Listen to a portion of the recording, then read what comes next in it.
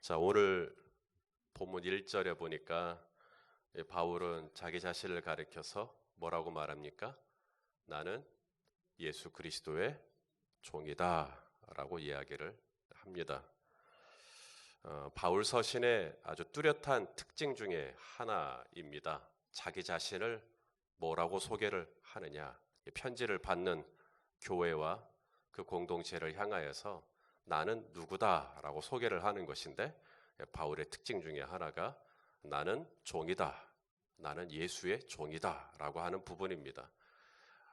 빌립보서는 어땠을까요? 옥중 서신이면서 기쁨의 서신으로 알려져 있는 빌립보서도 이렇게 시작을 합니다. 1장 1절 시작. 그리스도 예수의 종 바울과 디모데는 그리스도 예수 안에서 빌립보에 사는 모든 성도와 또한 감독들과 집사들에게 편지하노니. 디도에게 보내는 편지도 이렇게 시작을 합니다. 하나님의 종이요 예수 그리스도의 사도인 나 바울이 사도된 것은 하나님이 택하신 자들의 믿음과 경건함에 속한 진리의 지식과. 종이라고 해놓고 그 다음에는 자기가 사도가 된 것은 이렇게 이야기를 합니다. 바울은 사도예요. 근데 바울은 나 사도다라는 것부터 시작을 하는 게 아니라 항상 종이다라고 하는 것부터 시작을 합니다. 여러분은 다른 누군가에게 여러분을 소개할 때 대개는 저 열린베델교회 김집사입니다. 혹은 박권사입니다. 저 김장로입니다. 이런 식으로 소개를 할 겁니다. 저는 열린베델교회 담임 목사라고 소개를 하고요. 어느 누구도 저는 열린베델교회 종입니다. 이렇게 말씀하시는 분은 없을 겁니다. 근데 바울은 심심치 않게 사람들에게 자기 자신을 소개할 때 제일 먼저 나는 예수 그리스도의 사도요 이런 얘기부터 하는 게 아니라 나는 예수 그리스도의 종이요 라고 시작을 합니다. 바울은 사도예요. 누가 뭐래도 바울은 사도입니다. 예수 그리스도를 직접 만났고요. 부활하신 주님을 만났고 음성을 들었고 또 예수님이 자신에게 사명도 주셨죠. 바로 이방인들에게 가서 하나님의 예수님의 이름을 전하는 택한 그릇이라고 하는 사명도 받았습니다. 또한 사도의 증거 중에 하나가 기사와 표적이거든요. 근데 그게 바울에게 있었습니다. 바울은 죽은 자를 살리기도 했고 수많은 병든 자를 고치기도 했습니다. 바울은 분명 사도입니다. 또한 바울은 히브리인입니다. 난지 8일 만에 할례를 받았고 히브리인 중에 히브리인이고 또 바리새인입니다. 바리새인도 그냥 바리새인이 아니라 율법으로는 흠이 없는 바리새인입니다. 또한 바울은 로마의 시민권자입니다. 황제에게 직접 상소를 할 수 있는 권리를 가지고 있는 시민권자예요. 바울은 자기 자신을 소개하는 명함에다가 쓸 게 되게 많아요. 나는 히브리인이고 나는 로마의 시민권자고 나는 바리새인이고 이런 얘기도 다 쓸 수 있죠. 근데 바울의 명함은 굉장히 심플합니다. 뭐라고 썼을까요? 나는 예수의 종이다. 바울만 자신을 종이라고 생각하고 다른 사람들은 그렇게 생각하지 않았나? 아니요. 야고보 사도도 마찬가지입니다. 자, 야고보 사도가 쓴 편지 1장 1절 읽어보시죠. 시작. 하나님과 주 예수 그리스도의 종 야고보는 흩어져 있는 12지파에게 문안하노라. 시몬 베드로는 어땠을까요? 시몬 베드로 아시죠? 초대교회의 반석입니다. 초대교회의 수장입니다. 베드로도 이렇게 편지를 시작합니다. 베드로후서 1장 1절 시작. 예수 그리스도의 종이며 그 다음에 사도인 시몬 베드로는 우리 하나님과 구주 예수 그리스도의 의를 힘입어 동일하게 보배로운 믿음을 우리와 함께 받은 자들에게 편지하노니. 나는 나를 뭐라고 생각하는가? 나는 성도다. 나는 집사다. 나는 권사다. 그런데 우리는 이 야고보도 그렇고 베드로도 그렇고 바울도 그렇고 우리 자신에 대해서 늘 이렇게 생각할 수 있어야 된다는 거예요. 나는 예수 그리스도의 종이다. 나는 하나님의 종이다. 바울 당시 예수님 당시 종이 있었어요.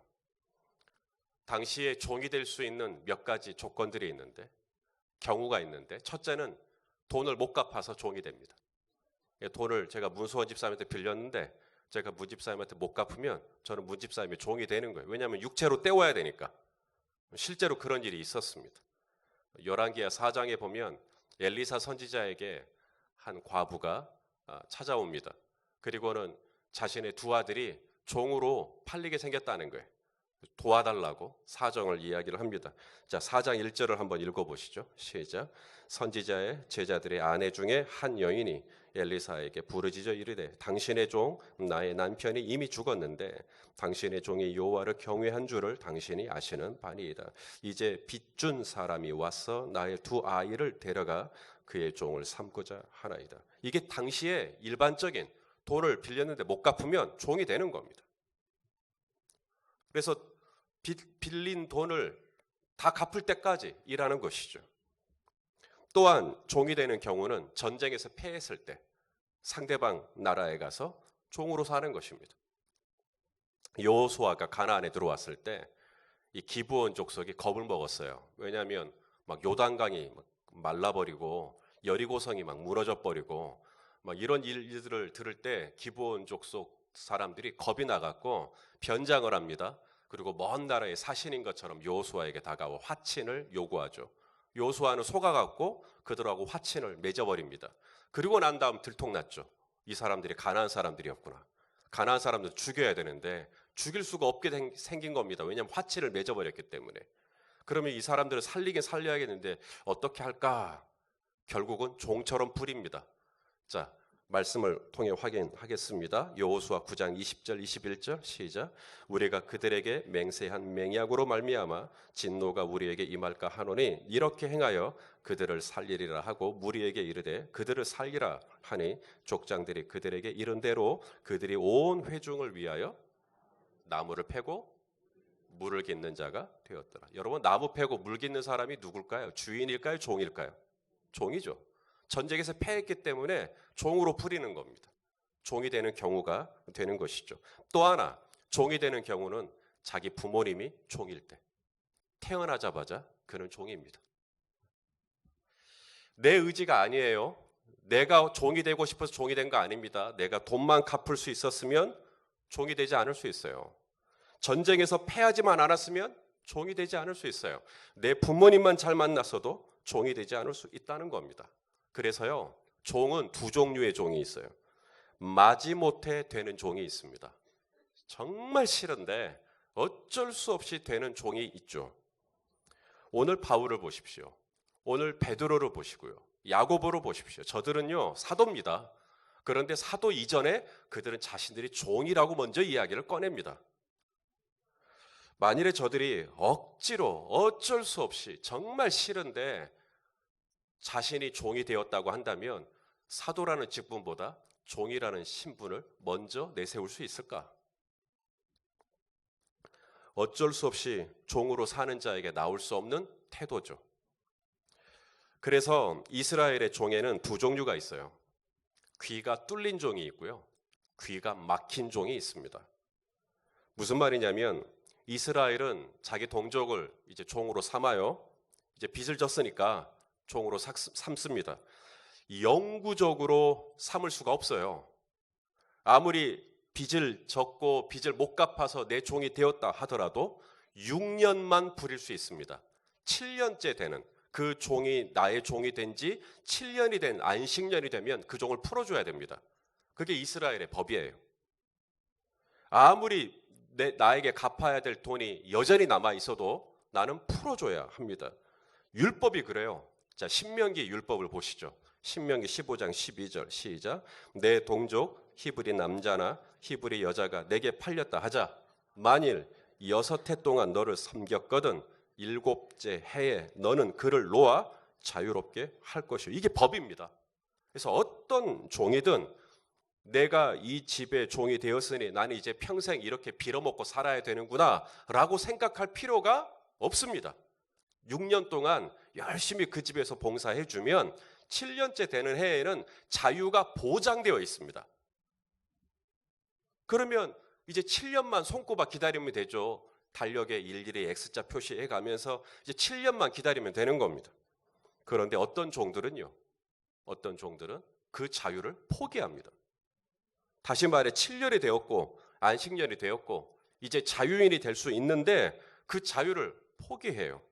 그리고는 저 내일도 모레도 다음 주에도 내년에도 그냥 이 집의 종으로 있을래요 라고 하는 종이 나오는 것입니다. 그런 정신 나간 종이 있을까? 있었습니다. 그들은 주인을 섬기는 사이에 주인을 사랑한 겁니다. 주인이 너무 좋은 거예요.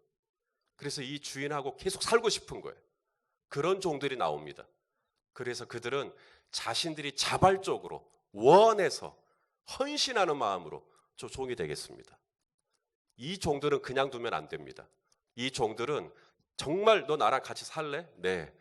7년이 지났는데도 나랑 같이 살래? 네. 그러면 그 종들은 귀를 뚫어버립니다. 송곳으로 귀를 뚫어요. 자, 출애굽기 21장 5절 6절입니다. 시작. 만일 종이 분명히 말하기를 내가 상전과 내 처자를 사랑하니 나가서 자유인이 되지 않겠노라 하면 상전이 그를 데리고 재판장에게로 갈 것이요 또 그를 문이나 문설주 앞으로 데리고 가서 그것에다가 송곳으로 그의 귀를 뚫을 것이라. 그는 종신토록 그 상전을 섬기리라. 귀가 뚫린 종이 있고요. 귀가 막힌 종이 있습니다. 귀가 막힌 종은 6년 하고 7년째 자신에게 자유가 보장되는 그해 자유를 얻은 종이고요. 귀가 뚫린 종은 영구적으로 나는 이 주인을 내가 정말 원해서 내가 너무 사랑해서 내가 이 주인을 따르겠다. 나는 이 주인을 평생 섬기겠다. 그런 종들의 귀에는 다 구멍이 뚫려 있는 겁니다. 오늘 바울이 말하는 예수의 종, 야고보가 말하는 하나님의 종, 베드로가 말하는 예수의 종, 이 종은 다 둘로스입니다. 둘로스는 귀가 뚫린 종을 의미합니다. 나는 예수를 사랑하고 나는 하나님을 사랑하고 나는 기꺼운 마음으로 새벽에 나오고 기꺼운 마음으로 교회 와서 청소도 하고 기꺼운 마음으로 나는 오늘 내 자녀를 챙기고 기꺼운 마음으로 나는 오늘 직장하고 직장에 나가고 나는 오늘 기꺼운 마음으로 사업도 하고 장소도 한다. 억지로 어쩔 수 없이 귀가 막힌 종처럼 사는 게 아니라 귀가 뚫린 종처럼 그게 둘로스입니다. 그 얘기를 지금 하고 있는 겁니다. 따라서 예수의 종으로 살려고 할 때, 하나님의 종으로 살려고 할 때 가장 중요한 것은 귀입니다. 귀가 열려 있냐, 귀가 닫혀 있냐 하는 겁니다. 귀가 열려 있어야 되겠죠. 제가 지난번 네팔을 다녀왔습니다. 선교지 신방. 포카라라고 하는 곳을 갔습니다. 선교사님이 전망 좋은 곳이 있다는 거예요. 같이 올라가서 보자는 겁니다. 그래서 다 같이 갔습니다. 올라갔더니 역시나 폐와 호수가 한눈에 쫙 보이는 참 좋은 곳이었습니다. 올라갔다가 커피 한잔 하고 이제 내려옵니다. 내려오는 길에 저에게 아주 익숙한 장면 하나가 제 눈에 들어왔습니다. 그 익숙한 장면인즉슨 엄마가 딸을 혼내는 장면이었습니다. 네팔의 엄마가 딸에게 이제 막 뭐라 하는 거죠. 그러니까 딸은 엄마랑 눈을 맞춰요, 못 맞춰요? 못 맞춥니다. 고개를 푹 속이고 있습니다. 그리고는 그냥 이렇게 얘기를 듣는 거예요. 여러분, 딸이 왜 그럴까요? 딸이 왜 그의 눈을 제대로 뜨지도 못하고 한쪽에서 서가지고 그렇게 주눅 들어 있는, 왜 그럴까요? 귀가 뚫려 있기 때문입니다. 엄마가 자기를 혼내는데 혼내는 내용을 다 알아듣기 때문입니다. 그러니까 가만히 있는 거예요. 여러분, 똑같은 말이요. 네팔 말 저희 쌍둥이들에게 한다면 어떻게 될까요? 뭔 말인지 알아들어야 혼도 받을 거 아니겠습니까? 제가 그 장면을 딱 보다가 떠오른 말씀이 있었습니다. 히브리서 12장 8절입니다. 시작. 징계는 다 받는 것이거늘 너희에게 없으면 사생자요 친아들이 아니니라. 징계는 다 받는 것인데 너희에게 없다라는 말이 무슨 말이냐면 너희가 그걸 못 알아들으면, 징계를 못 알아들어요. 지금 하나님은 혼을 내고 있는데 나는 그걸 못 알아들어요. 그게 어떻게 아들이냐는 거예요. 그게 어떻게 친딸이냐는 거예요. 그게 이렇게 확 다가오는 거예요. 만일에 똑같은 네팔의 언어로 우리 아들에게, 우리 딸에게 한다면 얘네들 눈만 껌뻑껌뻑거릴 거예요. 뭔 말인데 지금? 못 알아들으니까. 그런데 친아들은, 친딸은 다 알아듣고 고개를 숙이고 눈을 못 마주치고 회개를 하는 것입니다. 귀가 뚫린 종은 어떤 종일까요? 바로 주인이 슬퍼할 때, 주인이 분을 낼 때, 주인이 기뻐할 때, 그걸 다 알아듣는 겁니다. 아, 이렇게 하면 주인이 좋아하는구나. 아, 이것은 주인이 슬퍼하시는구나. 아, 이것은 주인이 참 보람있어 하시는구나. 이게 귀가 뚫린 거예요. 오늘도 기도할 때 일방적으로 내 하고 싶은 말만 쫙 쏟아내고 예수님 이름으로 기도합니다 하고 후련하다는 데서 나가버리면 안 됩니다. 귀가 뚫린 종이요. 기도를 하지만, 기도를 하면서 내 언어를 하나님 앞에 올려드리지만 동시에 우리는 귀를 열고 마음을 열고 그분의 마음을 알려고 해야 돼요. 그래서 그분의 마음을 내가 품고 그분의 마음을 내가 알고 그분이 오늘 나에게 원하는 게 뭔지를 내가 깨닫고 나는 그렇게 그분과 쌍방통행을 할 수 있다면 그분은 귀가 뚫린 겁니다. 새벽기도 갈까 말까? 주님, 제가 어떻게 할까요? 주님의 마음을 내가 아는 것이죠. 주님, 내가 오늘 어떻게 응대하기를 원하십니까? 주님, 내가 오늘 어떻게 장사하기를 원하십니까? 주님, 내가 오늘 어떻게 이 하루를 살아내기를 원하십니까? 우리는 순간순간 그분의 마음을 듣고 그분의 뜻을 알고 그분이 원하시는 것에 내가 민감하게 반응하며 가는 것이 귀가 뚫린 종이에요. 근데 귀가 막혀 있으면 어떻게 됩니까? 눈만 꾹뻑꾹뻑거리는 거예요. 그리고 나는 귀가 막혀 있기 때문에 나는 7년만 기다리는 겁니다. 그리고는 하루하루 일어나도 기쁨이 없는 거예요. 나는 어찌하든지 연수만 채우겠다는 것처럼 일을 하시는 것이죠. 그것이 기쁨이겠습니까? 즐거움이겠습니까? 귀가 뚫린 종은 주인의 손을 바라봅니다. 그리고 주인의 손이 가리키기도 전에 먼저 그 마음을 알고 그분과 함께 즐거운 마음으로 주인을 사랑했다 그랬으니까, 상절을 사랑했다 그랬으니까 사랑하는 마음으로 그렇게 반응하는 것이죠. 사랑하시는 성도 여러분, 나는 흙입니다. 나는 죄인이고요. 그리고 나는 그분의 아들입니다. 그리고 동시에 성경은 말씀합니다. 나는 하나님에게 귀가 뚫린 종으로 살아가는 것, 둘로서로 살아가는 것, 바로 이것이 저와 여러분이 될 수 있기를 예수님의 이름으로 축원합니다. 기도하겠습니다.